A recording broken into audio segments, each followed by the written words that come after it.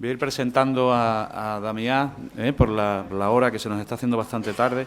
En este caso empiezo por aclarar que a Damià lo presento en nombre de Jesús García Lafuente, que es el profesor, es catedrático de Física Aplicada de la Universidad de Málaga y es el coordinador del único programa de doctorado vinculado a la Escuela IDEMAR que no es de la Universidad de Cádiz. Este es un programa de doctorado que en realidad hasta la semana que viene no se va a adscribir oficialmente a IDEMAR, puesto que va a ser cuando, en fin, lo aprueben en Junta de Gobierno en la Universidad de Málaga. Y es un programa de doctorado se titula Flujos biogeoquímicos y sus aplicaciones. Su coordinador es Jesús García Lafuente, como digo, y en nombre de él hablo para presentar a nuestro último ponente que cierra las jornadas inaugurales. Ya digo que se trata del profesor Damià Gomis, catedrático de Física de la Tierra en la Universidad de las Islas Baleares, y del IMEDEA, que es un centro. El IMEDEA es el Instituto Mediterráneo de Estudios Avanzados, es un centro mixto entre el CSIC y la Universidad de las Islas Baleares, en la que él pertenece. Es curioso que con Damià compartí, estuve con Pep en mi última campaña en el Hespérides, con Damià estuve en la primera, que fue en el año 96 en aguas del Mar de Alborán, y ahí tuvimos en aquella campaña del proyecto Omega una oportunidad también de convivir. Voy a ser muy breve. Él ha trabajado fundamentalmente en procesos físicos de mesoescala y en la conexión física-biología. Tiene mucha experiencia también en estos temas en la Antártida, y en los últimos años ha trabajado especialmente en el tema del que nos va a hablar hoy, en temas de variabilidad climática del nivel del mar fundamentalmente. Yo de él diría sobre todo que es un científico riguroso y como tal lo reconoce todo el que habla de física o de oceanografía física conmigo, en el sentido de que es una persona muy reconocida tanto en el contexto nacional como internacional. La conferencia que va a pronunciar, El Mediterráneo del siglo XXI, pues el azar hace que sea la última y que después de haber estado viendo algunas ponencias de temas de historia, de arqueología, en la que hemos mirado más al pasado, pues cerremos este ciclo de conferencias con una mirada al futuro y nos va a hablar precisamente de la proyección y los modelos que están aplicando de cara a lo que nos viene, ¿no?, en las próximas décadas. Así que, sin más, os dejo con Damià Gomis, agradeciéndole también su participación en la jornada, cuando quiera. Gracias, Fidel. Y gracias también por invitarme. Es un placer estar siempre aquí. Entonces, lo primero es decir que lo que voy a presentar no es mi trabajo, es el trabajo de varios grupos que estamos trabajando juntos desde hace casi una década en esos temas climáticos. Entonces, está nuestro grupo del IMEDEA, pero también está Puertos del Estado, está el NOC de Southampton, AEMET y está Meteo France, en todo el tema de modelos climáticos. Lo que hemos intentado hacer en esos años es básicamente lo siguiente: predecir o proyectar los cambios en el futuro, es cierto, pero sobre todo entenderlos. Es decir, como físicos lo que nos interesa es ver cuáles son los procesos que realmente subyacen a los cambios que van a ocurrir. Entonces, de hecho, nosotros empezamos primero por intentar entender los cambios observados, los cambios durante las últimas décadas. El cambio de clima no es una cosa que empiece hoy ni mañana.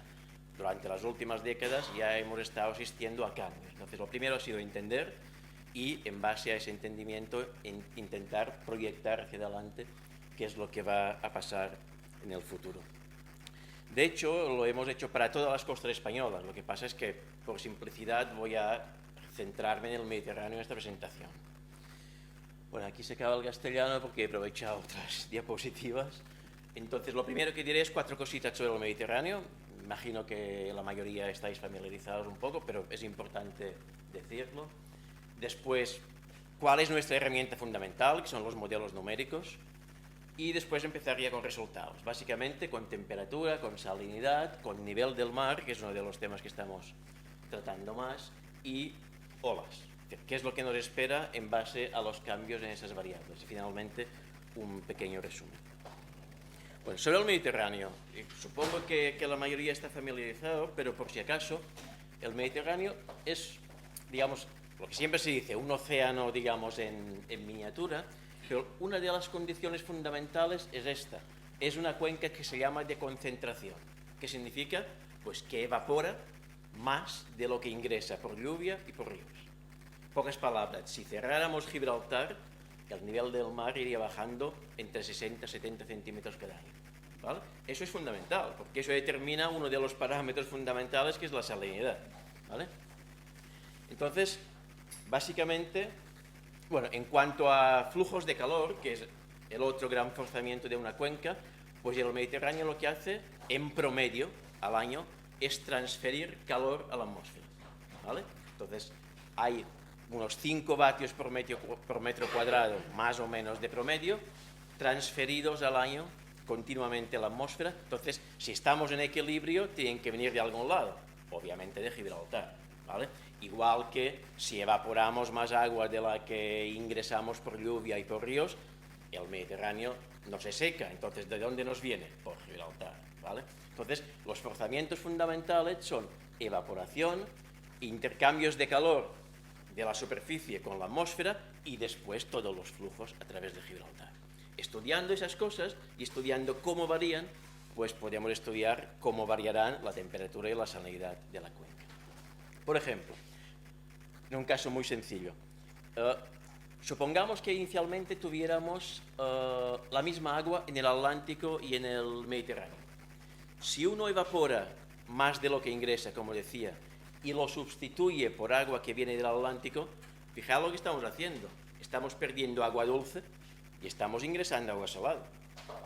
Consecuencia, aumenta la salinidad, evidentemente. Entonces, ¿hasta cuándo? Porque mi Mediterráneo ahora es estable. Pues hasta que el agua que sale, porque la entrada de agua por Gibraltar no es, como sabéis, solo de entrada. Entra por arriba, sale por abajo. Entonces, entra agua salada, pero es que a medida que va aumentando la salinidad de la cuenca, el agua que sale, pues ya es más salada que la que entra. Entonces el sistema evoluciona hasta que llega a un equilibrio. El equilibrio es que aunque entra más agua de la que sale lleva más sal relativamente que la que entra. Estamos en el equilibrio.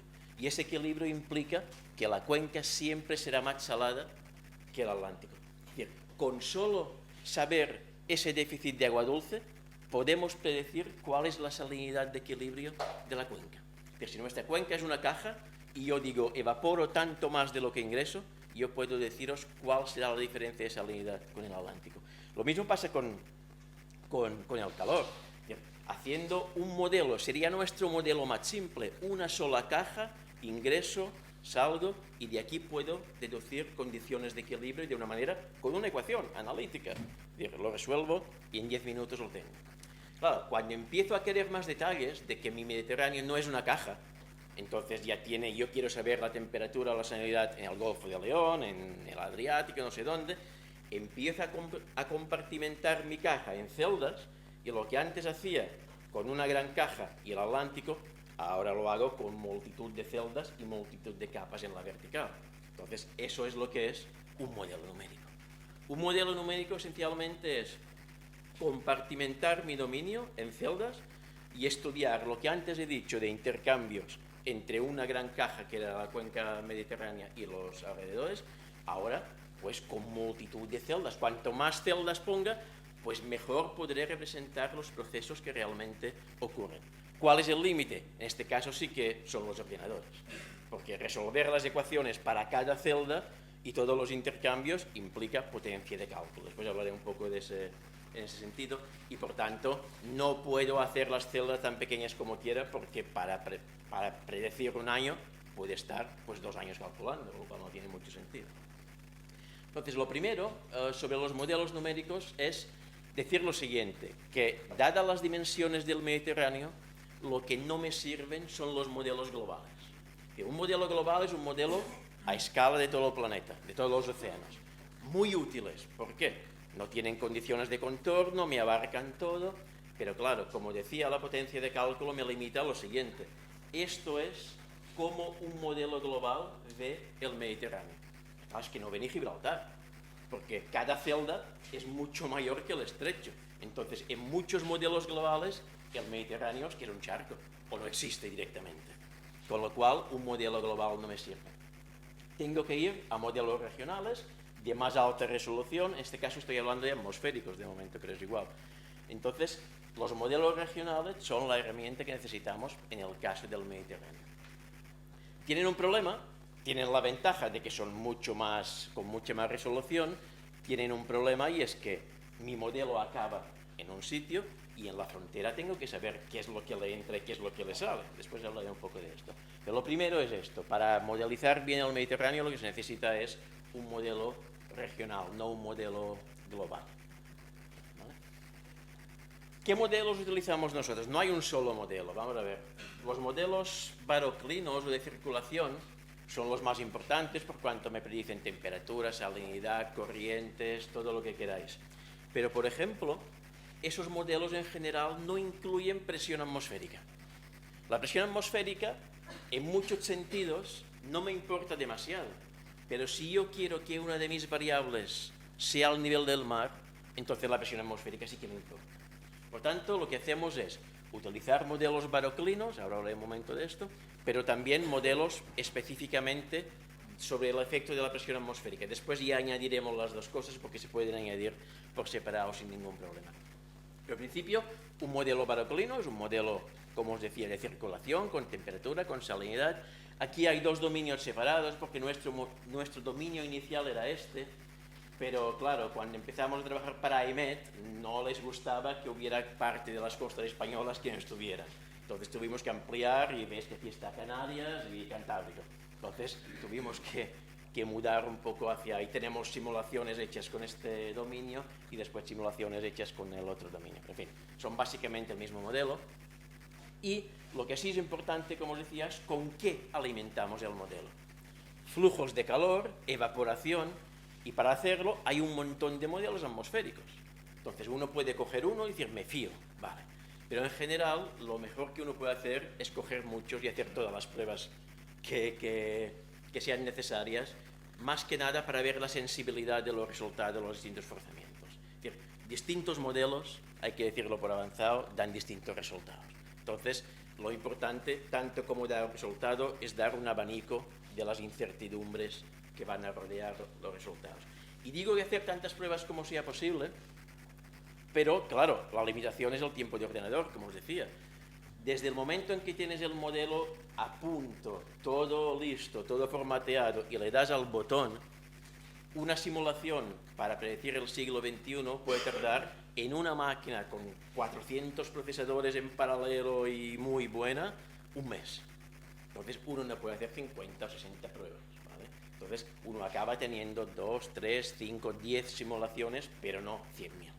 Entonces es un efecto limitante, ¿vale? Entre las pruebas que hace, cuando uno predice el futuro, hay una esencial, y es que ¿cuál es el escenario de emisiones? Supongo que también lo conocéis, pero si a mí me preguntan cómo será la temperatura del siglo XXI, yo lo primero que digo, ¿cómo serán las emisiones de gases de efecto invernadero durante el siglo XXI? Porque eso es lo primer condicionante. Las emisiones de gases de efecto invernadero condicionarán la temperatura atmosférica, condicionarán la evaporación, condicionarán, en fin, un montón de variables. Y todo eso va a condicionar mi modelo oceánico. Por tanto, lo primero es cómo serán las emisiones de efecto invernadero durante el siglo XXI. Como evidentemente no lo sabemos, lo que hacemos es trabajar con lo que se llama escenarios. Los escenarios del IPCC, que probablemente conocéis, y que, bueno, ahora ya hay otra denominación, pero antes había B1, A1B, A2, que para simplificar vamos a llamar optimista, intermedio y pesimista. Pocas emisiones, intermedias y más emisiones. Eso queda un poco desfasado porque el pesimista, el A2, pues ahora mismo eso se inventó hace 15 años, un poco más, ahora mismo estamos en bastantes más emisiones que el más pesimista de los escenarios. Pero en fin, entonces se han tenido que redefinir todos. Nosotros aún trabajábamos con esos tres, ¿no? Entonces lo del más probable, que era el A1B, hasta ahora no ha funcionado. Hasta ahora lo que estamos asistiendo es que tenemos más emisiones que el más pesimista de los que se contemplaba. Pero en fin, lo que hacemos es obtener resultados para cada uno de ellos y ver qué es lo que va a pasar en el caso de que las emisiones sean las correspondientes a esos escenarios. Como os decía, eso es un modelo baroclino que me da temperatura, me da salinidad, me da corrientes, me da casi todo, pero después está el modelo barotropo, como os decía, que tan solo lo necesito si quiero predecir nivel del mar, ¿vale? Porque el efecto de la presión atmosférica, como comentaba, sobre la temperatura, corriente, salinidad es prácticamente despreciable, pero sobre el nivel del mar no es despreciable. Si por lo que fuera, digamos, por poner un caso simple, el anticiclón de Azores se me desplazara sobre nuestra zona, sabéis que cuanto más presión atmosférica hay, más baja el nivel.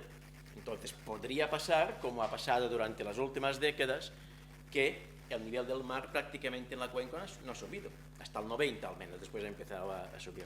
¿Por qué? Porque a pesar de que ha habido deshielos y lo que queráis en zonas remotas, la presión atmosférica sobre esta zona ha ido aumentando paulatinamente. Entonces, presión atmosférica alta, empuja el nivel del mar, saca agua y una cosa ha contrarrestado prácticamente la otra. Por tanto, es importante también de cara a predicciones de nivel del mar contar con el efecto de la presión atmosférica. Y después, otro tipo de modelos también independientes, el de oleaje, ¿vale? El de oleaje tiene un problema, y es que, así como en estos mi zona es esta y mi modelo acaba aquí, si yo quiero predecir oleaje en el Cantábrico, por ejemplo, no puedo acabar mi modelo justo al lado, porque está todo el tema del oleaje remoto, ¿vale? Entonces, para predecir oleaje en el Cantábrico tenemos que irnos tan lejos como todo el Atlántico Norte, ¿vale? Con menor resolución para que sea más asequible. Aquí no se ve muy bien, es la resolución de la malla, pero son modelos anidados, un modelo de baja resolución que es todo el Atlántico y modelos de cada vez más alta resolución en las zonas que nos interesan. También modelos por separado, ¿eh? Esos dos son mucho más económicos. Hacer una simulación de 100 años de oleaje o de nivel barotrópico, estamos hablando de menos de una semana, de unos pocos días. En un ordenador o en una granja de ordenadores, tampoco nada del otro mundo, 30, 40 PCs juntitos, te hacen eso en unos pocos días, ¿vale? Bueno, vamos a resultados, hemos puesto las herramientas, hemos intentado describir un poco cómo funciona el Mediterráneo, vamos a ver qué es lo que va a cambiar según esos modelos en el futuro. A ver, ¿qué tenemos aquí? Poco a poco, son muchas curvas, pero básicamente es lo siguiente. Primero, esos son cambios en los flujos de calor. Yo he dicho que el Mediterráneo perdía 5 vatios por metro cuadrado de promedio hacia la atmósfera, digamos continuamente, en promedio. Aquí es el cambio, fijaros que está en el 0, eso es cambio respecto a la situación presente en los flujos de calor, y lo que tenemos aquí son resultados para un mismo escenario, que es el A2, pero con distintas configuraciones del modelo. Y aquí, en cambio, es para misma configuración del modelo, pero distintos escenarios, ¿vale? Lo que tenemos aquí es un filtro, fijaros que hay mucha variabilidad, obviamente, entonces para que se vea mejor aquí lo que hay es un filtrado, un suavizado de las curvas para ver mejor la evolución, ¿vale? Lo que dice aquí es importante, dice positivo, digamos el eje, para ver de qué estamos hablando, es el cambio en el sentido de flujo hacia el océano. Me explico. Si lo que eso va evolucionando es del 0 hasta el 5, no llega al 5, lo que estamos diciendo es que la cuenca pasará de perder 5 vatios por metro cuadrado a la atmósfera a prácticamente no perder nada. ¿Cuál es la razón? Que la atmósfera está más caliente. La atmósfera se calienta antes que el mar, tiene menos inercia. Entonces, ¿por qué el Mediterráneo cede calor a la atmósfera ahora mismo? Porque en promedio la atmósfera está más fría que la cuenca. Pero si la atmósfera se calienta, esa transferencia de calor deja de tener lugar o disminuye. Con lo cual, lo que habrá, o lo que los modelos predicen, es que las transferencias de calor a la atmósfera serán mucho menores que ahora mismo. Consecuencia, si perdemos menos calor, y además no lo muestro, pero lo que entra por Gibraltar de calor es más o menos lo mismo, o más, porque el Atlántico está más caliente, entra más calor que ahora, perdemos menos calor que ahora, la consecuencia es obvia, la temperatura va a subir, ¿vale? Entonces, son dos mecanismos. Lo que entra por Gibraltar es un poco más, pero tampoco mucho. El mecanismo fundamental es que las pérdidas hacia la atmósfera serán menores. Y eso es lo que resulta en la temperatura, insisto, respecto al momento presente, de nuevo, para distintas configuraciones del modelo y para distintos escenarios. Estamos hablando, por tanto, esto es temperatura superficial. Entonces estamos hablando de incrementos del orden en promedio para toda la cuenca, esas son curvas promedio para toda la cuenca, de unos 3 grados, bueno, entre 2 y 3 grados, básicamente, ¿eh? Fijaros algo, que es importante y tenemos que convivir con ello. Las diferencias para un mismo escenario de emisiones entre distintas configuraciones del modelo son más o menos igual de grandes que las diferencias entre escenarios. Eso os da una idea de que los modelos tienen sus incertidumbres. Yo no puedo decir qué configuración de esta es la mejor, no podemos, ¿vale? Entonces, tenemos que convivir con ese abanico que es la incertidumbre asociada a los modelos son limitados. Entonces, podemos decir entre 2 y 3, pero no puedo decir que va a aumentar 2,73 grados, eso es obvio, ¿vale? Entonces, es un punto importante. En cualquier caso, sí que se ve, obviamente, que para una misma configuración el resultado es lógico. La curva del escenario A2 pues acaba más arriba, bastante más arriba que la curva del escenario A1B y que la curva del escenario B1. Cuanto más emisiones, más temperatura. Eso es un resultado más o menos obvio, ¿no? Si queréis, aquí aparte de la SST, pues también hay valores para la temperatura promedio en 3 dimensiones de toda la cuenca. El aumento es mucho menor, obviamente, del orden entre 1 grado y 1,5 grados. Se va a calentar más la superficie que el fondo. Por la inercia que tiene el calor, no se difunde de un día para otro hasta el fondo. Entonces empieza calentando la superficie, el fondo también, pero menos. Aparte de esas curvas, que son curvas promedio para toda la cuenca, evidentemente no hay tiempo para hacer un análisis exhaustivo de todos los resultados, que llevaría muchísimo tiempo. Hay 2 análisis importantes, el análisis por regiones y el análisis por estaciones. ¿Por qué por estaciones? A ver, eso es diciembre, enero, febrero, marzo, en definitiva, invierno, primavera, verano, otoño y promedio anual. Esos son 2 modelos diferentes. Lo que quiero resaltar es que la temperatura va a subir, muy bien, pero va a subir bastante más en verano y en otoño, bueno, bastante más en verano y en otoño que en invierno, por ejemplo. ¿Por qué es importante esto? Porque hay un aspecto fundamental que es el impacto sobre ecosistemas, y es que muchos ecosistemas, si en invierno en vez de tener 13 grados tienen 17, pues no les pasa nada, ¿vale? Pero hay ecosistemas que en verano, si pasan de una cierta temperatura, sufren. Estoy hablando, por ejemplo, de la Posidonia. En Baleares hay mucha Posidonia, y lo que hemos visto, por ejemplo, es que cuando hay veranos observados en que la temperatura durante 3, 4 días, una semana del mar sobrepasa los 28 grados, o no sé, no soy biólogo, pero está hecho con unos compañeros biólogos, pues hay mortalidad de Posidonia. Pero es más por el extremo de temperatura, por el pico, que por un aumento promedio. Entonces, el hecho de que el aumento de temperatura vaya a ser importante en verano, lo que hace es que esos picos de calor, que son perjudiciales para la Posidonia, y que hasta ahora se daban una vez cada 4, 5, 7 años, pues uno mira y esos picos los vamos a tener cada verano, a finales de siglo estoy hablando, cada verano durante varias semanas. Entonces, esos compañeros biólogos han hecho una simulación en base a la relación empírica entre mortalidad de Posidonia y temperatura, a ver cuál sería la evolución de la Posidonia. Y hombre, si no se equivocan, es escalofriante, porque lo que da es que partiendo de un 100, que es el estado actual, pues más o menos en el 2050-60 no quedaría Posidonia. Entonces la Posidonia tiene como toda planta, tiene un límite, y es que no puede migrar hacia abajo porque no hay luz, no puede buscar aguas frías porque entonces se queda sin luz, entonces está donde está. Entonces, si realmente esas olas de calor empiezan a ser frecuentes, lo que pasaría es que habría una disminución drástica de Posidonia en las próximas décadas, no estoy hablando ya de finales de este siglo. Bueno, no tengo tiempo de explicar. Las 2 curvas son es que la Posidonia, aparte de la temperatura, tiene otros problemas, contaminantes y no sé qué. Suponiendo que se pusiese freno a todo lo que no es cambio climático, pues lo que haría la Posidonia, en cierta manera, es así. O sea, se iría para abajo igual, debido a los otros efectos.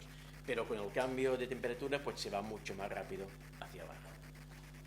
Eso es solo una pincelada sobre los impactos y temas de impactos que se pueden deducir de lo que estamos haciendo. Otro cambio importante, cambio en la evaporación.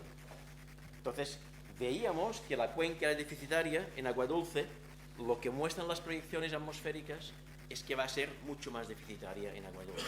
Entonces, para hacerlo simple también, pasaremos de tener un déficit de unos 60-70 centímetros de agua anuales a 100. Es un aumento del 50%. Habrá más evaporación y habrá menos lluvia en el conjunto de la cuenca, estoy hablando. Entonces, más evaporación, el sistema empieza su deriva hacia una situación de más salinidad, es de cajón, ¿vale? Entonces, ¿cuánta más sería la salinidad? En principio, ahora vemos que después hay matizaciones. Pues, de nuevo, eso es salinidad superficial, estaríamos hablando, con las incertidumbres, todo lo que queráis, del orden de medio punto de aumento de la salinidad, de 38,5, pongamos, o 38, no sé cuál es exactamente el promedio ahora, a 39. Pero cuidado que aquí sí que hay una incertidumbre muy importante, y es Gibraltar. Por Gibraltar nos entran aguas, y entonces nosotros cogemos las condiciones de contorno de modelos globales que nos dicen cómo estará el Atlántico en el siglo XXI. Y ahí nos hemos encontrado con lo siguiente. Hay una gran disparidad de los modelos globales en cuanto a la salinidad de las aguas en el Atlántico cerca de la península. Hay modelos que dicen que esas aguas van a ser mucho menos salinas, por deshielo y por bajada de agua. Entonces, ¿qué pasa? Por temas de evaporación parece claro que tendría que aumentar la salinidad, pero si el agua atlántica que entra es mucho menos salina de lo que es ahora, eso puede compensar. Entonces, a día de hoy, en temas de salinidad, así como en temperatura yo tengo claro que va a aumentar, en temas de salinidad no me atrevo a decir nada, porque hay modelos que dicen que aumentará ligeramente y hay modelos que dicen que disminuirá, ¿vale? Y la incertidumbre, insisto, no es para disculparme, pero la incertidumbre no es debido al forzamiento regional, es debido a los modelos globales que dan mucha disparidad en la zona del Cantar. Fijaros, eso es la salinidad entre un modelo global y otro en esa zona. Pues claro, si es mucho menos salina, esa agua entra y va a compensar en cierta manera el efecto del incremento de evaporación. Por tanto, en salinidad, pues disparidad hasta ahora. Nivel del mar. Un par de consideraciones para los que no estéis familiarizados. El nivel del mar aumenta, tampoco pretendo que sigáis esto, pero el nivel aumenta por dos razones fundamentales. Una, si el agua se calienta, dilata. Y si el agua dilata, pues no dilatará para el fondo, dilata para arriba, aumenta el nivel. Y segundo, cada vez puede que haya más agua por el deshielo, ¿vale? Entonces, estamos hablando de dos temas diferentes. Lo que se llama la componente de masa, que es cada vez tengo más agua porque hielo que está sobre el continente ahora mismo me pasa al mar, y cuidado, aunque se funda todo el Ártico, el nivel del mar no aumenta, porque ese hielo ya está en el mar. Entonces, con mucho cuidadito, el hielo ese puede provenir de, cuando digo el Ártico, digo el hielo marino. Obviamente Groenlandia y la Antártida, aparte de los glaciales continentales, son las fuentes de masa cuando hablo de deshielo, ¿vale? Pero el otro término es el término, como os decía, de aumento por dilatación.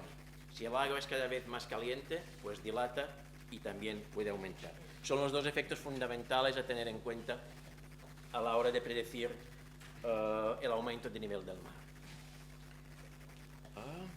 Bueno, dejemos esto.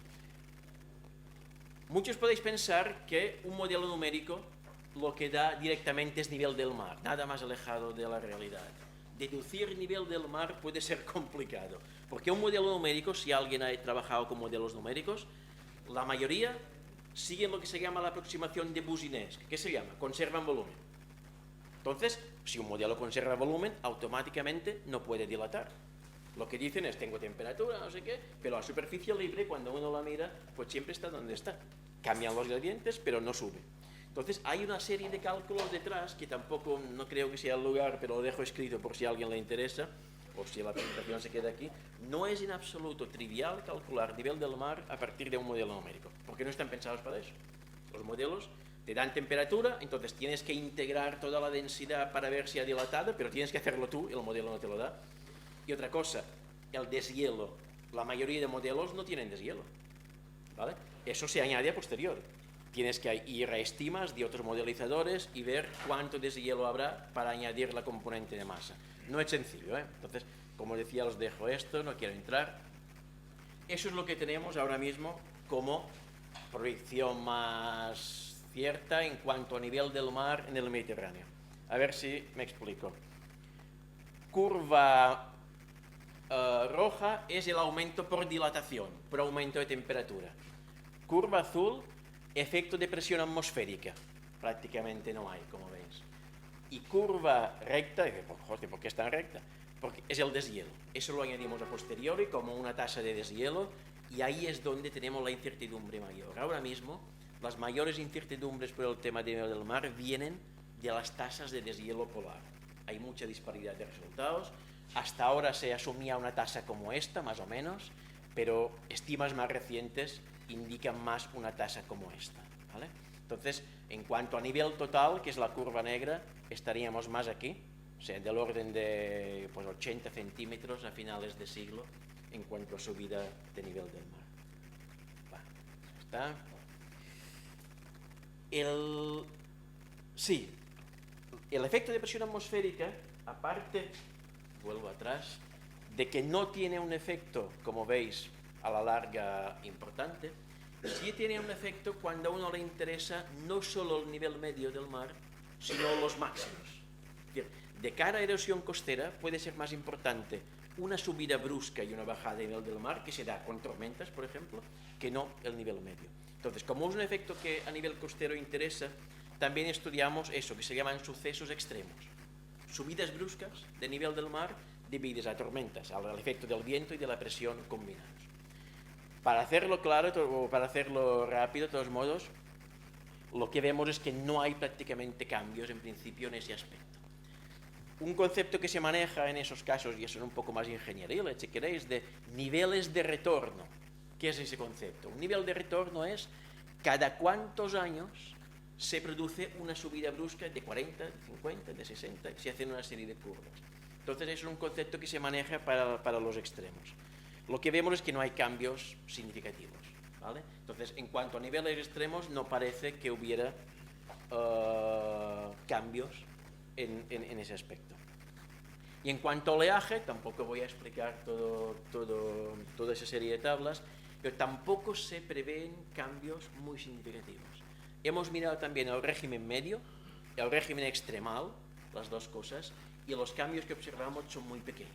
Por tanto, ni en el oleaje, en principio, ni en nivel del mar extremo, parece que los cambios vayan a ser especialmente importantes. Los cambios más importantes van a ser, por tanto, en temperatura, en salinidad no sabemos, y en nivel medio del mar. Esas son las tres variables que parece que sí, que van a cambiar de manera más significativa. De todos modos, que no cambie el oleaje no significa que no haya que tomar ninguna precaución. Os explico por qué.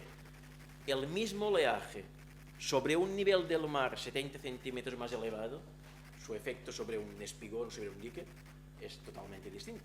Es decir, aunque el régimen de oleaje sea el mismo, encabalgado sobre un nivel del mar que está más arriba, pues tienen que redimensionarse todos los espigones y todas las infraestructuras portuarias. Porque es un ejemplo, fijaros. Estamos trabajando con Puertos del Estado en este sentido, que es una institución que se juega mucho, obviamente, y lo que indica la gráfica es lo siguiente. El rebase es cuántos metros cúbicos por segundo de agua pasarán por encima de un espigón y empezarán a inundar los muelles en caso de un temporal, ¿vale? Y eso es la altura de ola, para un puerto concreto. Claro, en la situación actual, que es la roja, pues hasta que no tengamos olas de 3 metros, bueno, la línea verde lo que se llama, digamos, lo admitido. Y hasta, mientras haya un rebase de esta magnitud, pues bueno, tampoco va a ser tan dramático y no pasará nada. Entonces, en la situación actual, con olas de 3 metros, hasta olas de 3 metros, pues no es preocupante. Como si hay un temporal con olas de más de 3 metros, para ese puerto concreto, empieza a haber rebase, inundación. Muy bien. En el futuro, con el mismo oleaje, pero encabalgado sobre un nivel más alto, pues con olas de 2 y pico, un poco más de 2,5 metros, ya traspasamos la línea verde. Con lo cual, si estamos en una zona donde generalmente hay pocas olas de 3 metros, pero sí que hay olas de 2 metros y pico, si queréis que se mantenga la situación de seguridad actual, tienes que recrecer el espigón para mantener la seguridad del puerto. Para recrecer un espigón no es moco de pavo, obviamente. Estamos hablando económicamente de cantidades exorbitantes. Entonces, Puertos del Estado está trabajando ya mucho en ese tema porque a lo largo de este siglo, y si se confirman más o menos las expectativas que estamos enseñando, aunque las olas, aunque no haya cambios importantes en el oleaje, en el Mediterráneo, pues el nivel del mar sí que va a obligar a recrecer y adaptar todo lo que es las infraestructuras portuarias, ¿vale? Es otro de los temas de impactos en lo que estamos trabajando. Para acabar, es un poco un resumen muy breve, cosas que podemos considerar ciertas, hasta donde llega nuestra capacidad de entender. Todas las proyecciones muestran un aumento de temperatura. Hay un grado de incertidumbre, obviamente, pero entre 2 y 3 grados parece que sería lo que tendríamos. Todas las proyecciones muestran un aumento del déficit de agua dulce. Eso, como he dicho, en principio conduciría a un aumento de salinidad, pero debido a la incertidumbre que hay en Gibraltar no lo podemos asegurar. Entonces, en cualquier caso, la salinidad, no lo he dicho, juega un papel muy pequeño en cuanto a nivel del mar. Por tanto, la incertidumbre la tenemos solo en la salinidad. En el nivel no se traduce en un impacto importante. Poco cambio en los niveles de extremos, como os decía, aumento en el nivel medio sí, pero poco en los niveles extremos, y pocos cambios en el régimen de oleaje, excepto, como decía, por estar encabalgado sobre un nivel medio más alto. Cosas que ahora mismo no están resueltas: la salinidad, como os decía. Hasta que no tengamos una mayor certidumbre de la salinidad en el Atlántico, será difícil entender o predecir qué pasará dentro de la cuenca. La mayor incertidumbre de nivel del mar está en el tema del deshielo. No lo trabajamos nosotros directamente tampoco. Habrá que esperar a ver si las estimas, es un campo en el que se trabaja muchísimo, habrá que ver si las estimas van convergiendo hacia unas tasas con menos incertidumbre. Y lo último, que, como os decía, los modelos no son herramientas exactas. Entonces, cuantas más simulaciones, cuantas más pruebas, cuantas más, digamos, experimentos se hagan, pues más fácil será acotar al menos los máximos y mínimos esperados. Entonces, cuando uno muestra una simulación, está bien, pero está mostrando muy poco. Uno tiene que mostrar realmente un conjunto de simulaciones, ver las incertidumbres, para poder hablar un poco en propiedad sobre lo que va a pasar. Para acabar, lo que estamos haciendo, pues va a salir un libro. Tenía que salir hace un año, pero las cosas van como van.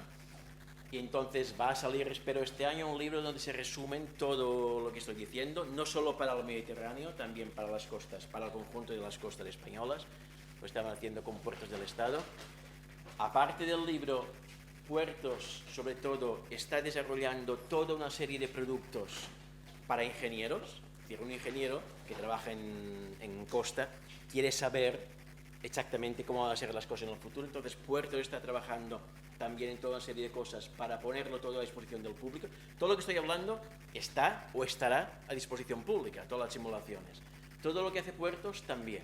Entonces, lo que pasa es que va a estar distribuido en 3 webs, depende. Lo que más interesa a EMET, que es lo atmosférico, estará en una. Lo que más interesa por su aplicación en ingeniería de costa estará en Puertos, y lo que es más ciencia, más básica, estará en la nuestra, ¿vale? Pero ahí va a estar todo, ¿vale? Más pronto o más tarde.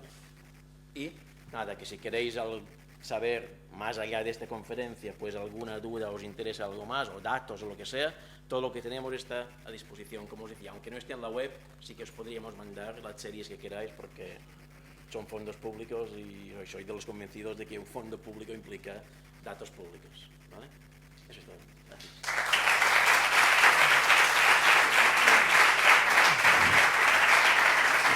Muchas gracias, Damián. ¿Alguna pregunta? Sí.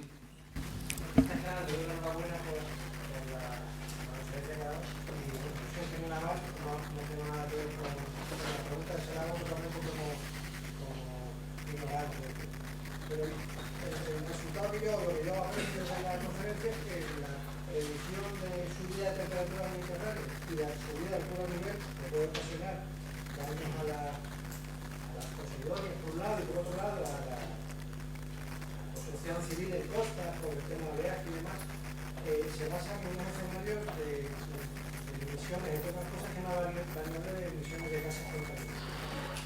el caso de esos modelos, en el caso de que se cerrara el grifo de emisiones de efecto invernadero, si se cerrara el grifo, esos modelos siguen previendo que hay un incremento de temperatura y un incremento del nivel del mar.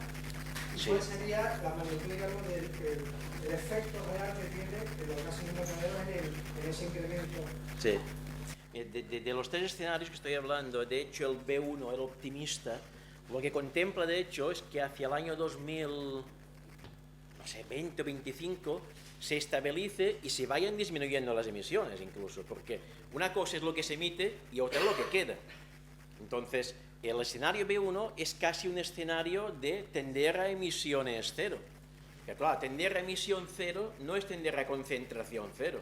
Lo importante es lo que hay en la atmósfera.